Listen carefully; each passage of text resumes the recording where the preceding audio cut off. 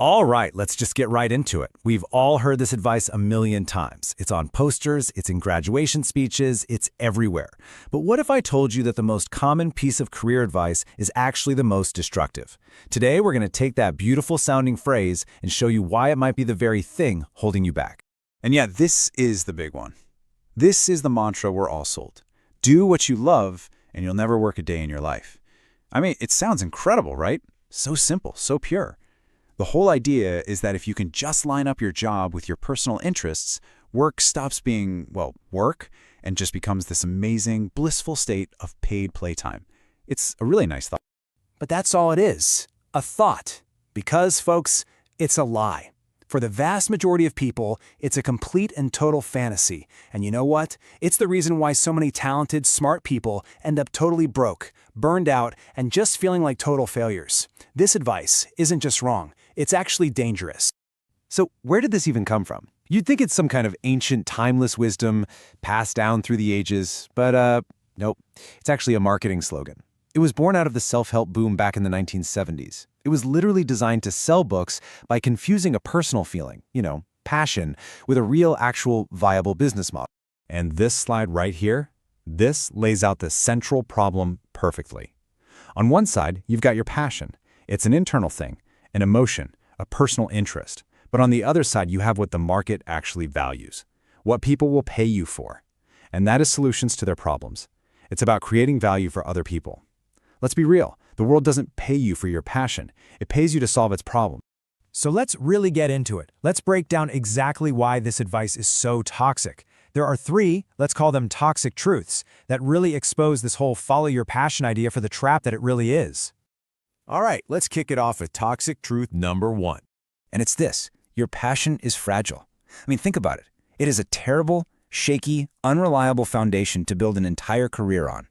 Why? Well, because passion is an emotion, right? And emotions, they go up and down. What you're fired up about on a Monday might feel like a total drag by Friday.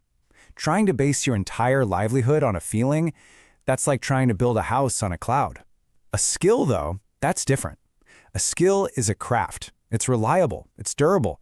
It's something you can count on, even on the days you don't feel like it. Now, that is a solid foundation. And that brings us to the second truth, which, honestly, this one's kind of the most tragic of all. Following your passion is often the absolute fastest way to completely kill the very thing you once loved. Man, this quote just says it all. The moment you decide to monetize a hobby, you're introducing a whole new world of stress. Deadlines, client demands, financial pressure, compromises, all of it.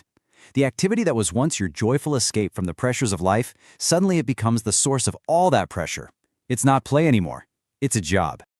And finally, we get to number 3. This is the big one, the most damning reason this whole advice thing just completely falls apart. The advice is fundamentally self-centered. It starts with you, it ends with you, and it completely, totally ignores the single most important factor in any career: other people, the market.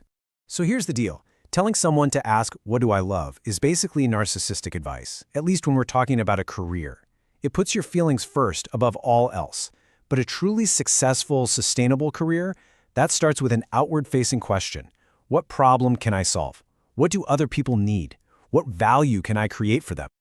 Okay, so we've spent a lot of time tearing down the bad advice. So what's the solution? Let's talk about a better formula. One that understands a really crucial truth. Passion is the result. It's the finish line, not the starting line. This is the broken model we've all been sold. Find your passion, then hope you can get good at it, and then, just pray that money somehow follows. It's a total recipe for disappointment.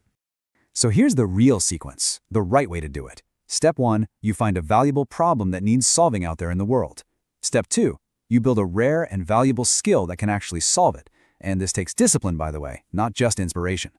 Step 3, you use that skill to create a real, tangible impact. And then, and only then, you get to step 4. You earn a true, durable passion, one that comes from mastery, from respect, from autonomy. It's earned, not found. And this all leads to a really powerful shift in how you think about your career. It's about moving away from this idea of passion and developing what you could call a mission mindset. So forget following a passion. Instead, develop a mission. A mission is outward-focused. It takes that skill you work so hard to build and puts it in the service of a meaningful purpose that actually helps other people. And this right here shows you the practical difference. The passion question is, how do I get paid for what I already love doing, like playing video games? The mission question is totally different. It's, okay, what valuable problems in the gaming industry, or maybe in education or entertainment, can my skills help solve? See the difference? One is basically a beggar asking for a handout. The other is a problem solver who brings a solution to the table. This one little shift changes absolutely everything. So, I gotta ask you directly, and be honest with yourself. Has this follow your passion advice ever led you down a dead-end street? Maybe you've seen it happen to a friend or someone in your family. I really want to hear about it. Tell your story down in the comments. And look, if this whole explainer felt like someone finally gave you permission to stop chasing a feeling and to start building something real, do us a favor and smash that like button. Let's retire this bad advice together. And if you are ready to replace fuzzy platitudes with actual tactical strategies, make sure you subscribe to the channel. Because at the end of the day, remember this. The ultimate goal isn't to love every single second of your work. That's unrealistic.